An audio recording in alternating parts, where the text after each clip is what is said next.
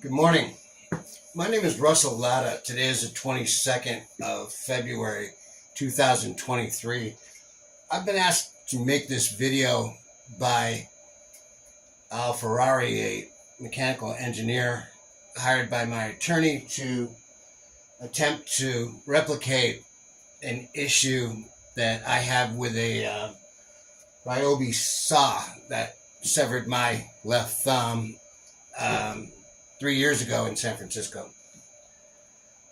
I've set up this model of a wall, the blocking I was cutting when I was using the saw to assist Mr. Ferrari and also further explain any other issues that people may have with this incident. My contention is that the guard on the Ryobi saw I was using, this is a 5 3/8 saw, I was using a 6 1/2, but it's essentially the same saw.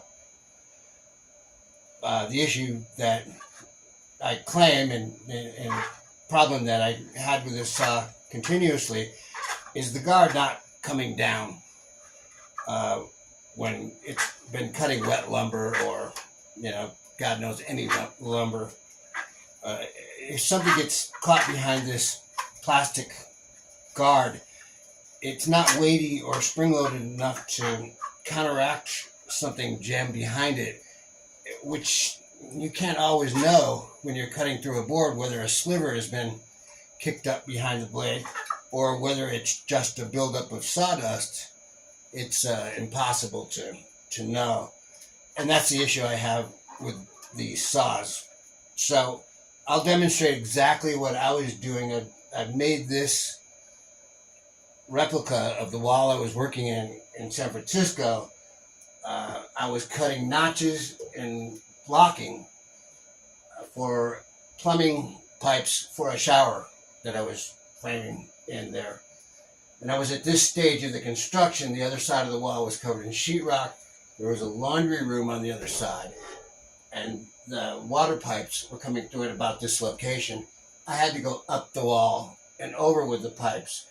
So, of course, you don't drill these blocks because the pipe is too long and it's a finished room, so you can't fish it in there. So they have to be notched into the blocking. This blocking is here for the purpose of nailing hardybacker along the back sides, two sides of the shower. This being a corner of the room. Here, if you can picture a wall coming out in this direction. I measured this particular cut right here 4 feet from the floor to duplicate exactly the height and the position that I was in when the saw cut me. So I'll go ahead and make a cut here and demonstrate for you exactly how that happened. I was in this position because I was also doing plumbing work at the time. With the saw being there, I hope you can see over my shoulder. One might say, well, Russell, why didn't you do this and hold on to the saw with two hands? That's always recommended. In the heat of battle, let's say, in working on stuff like that. Number one, you don't always do that when you can pick up a lightweight saw, which is why you buy a trim saw. It's lightweight, can be used with one hand. And when you grasp a saw, when you're in the position that I'm in now, like this, it completely blocks, your arm completely blocks your view of the line you're cutting. So it's more common to, steady yourself so that you don't flop over and make the cut thusly.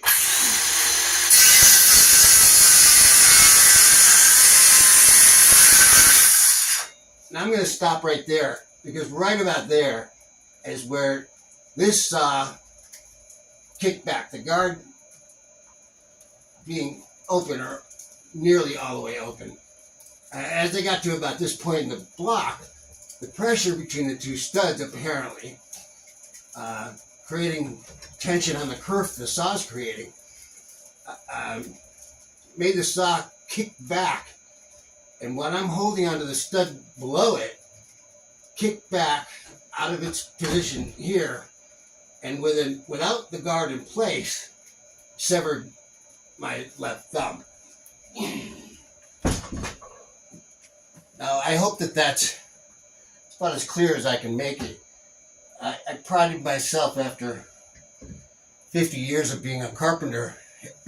I've never been being cut by a saw, but as of 3 years ago, I can no longer say that. For clarification, some of you have done remodeling or know older buildings, may be more familiar with blocks like this. These are cut for two reasons. One, you can mass produce them. You can have a guy cutting blocks on the job site all day because they'll fit any 14 3/8 bay. It's a 22-inch block.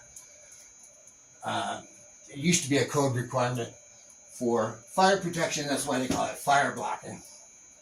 This, however, was being done for the sake of running pipes up through, letting them in the wall, and then a nailing plate would be installed over this. So I hope that this clarifies for whom it may concern exactly what I was doing, exactly my issue with these saws. And I've got several. I had 6.5. I have a 7-inch here. This is a 5 3/8. The reason for using these saws is they're lightweight, they're powerful. They're a favorite of a great many carpenters that I know. I have no issue with many parts of it, but this guard is not safe. I had the opportunity during 30 years of being a building contractor to train several guys from apprentice on up to journeyman. And I wouldn't recommend any of them using these saws. The saws with metal blades and stronger springs seem to be able to counteract the slivers and sawdust that can build up or get caught behind a blade, between the blade and the body of the saw itself. So I hope that clarifies the issue, and thank you for your time.